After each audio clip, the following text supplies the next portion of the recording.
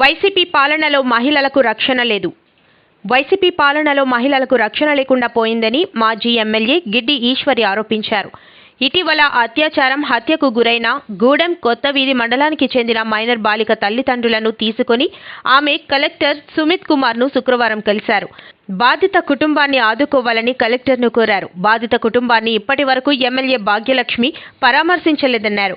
YCP పాలనలో మహిళలకు రక్షణ లేదన్నారు.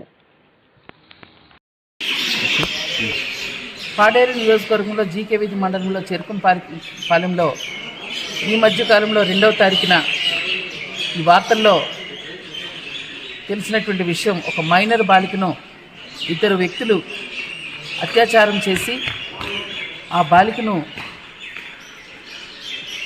హత్య కూడా చేసి దాన్ని ఆత్మహత్యగా నిరూపించినటువంటి వైనం 2వ తారీఖున జరిగింది. దానికి సంబంధించి ఈరోజు ఆ మైనర్ బాలిక తల్లిదండ్రులు పాపం వాళ్ళకి ఎవ్వరు కూడా దిక్కులేరు. చాలా నిరుపేద కుటుంబం.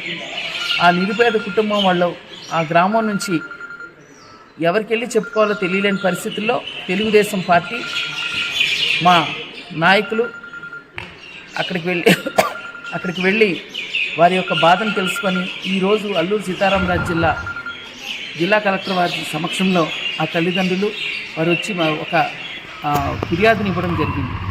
ఎందుకంటే ఒక మైనర్ బాలికకు ఈరోజు దుర్మార్గులైనటువంటి, కిరాతకులైనటువంటి ఇద్దరు వ్యక్తులు అలాంటి పని చేస్తే నిజంగా ఇంకా ఈ కాలంలో ఇప్పుడు జగన్మోహన్ రెడ్డి చెప్తున్నటువంటి దిశ యాప్ అంటాడు, ఆడపిల్లలకి రక్షణ అంటాడు. ఎక్కడుంది రక్షణ? ఎంతోమంది ఆడపిల్లలు ఇలాగా బలిపశువులు కావాల్సిందేనా?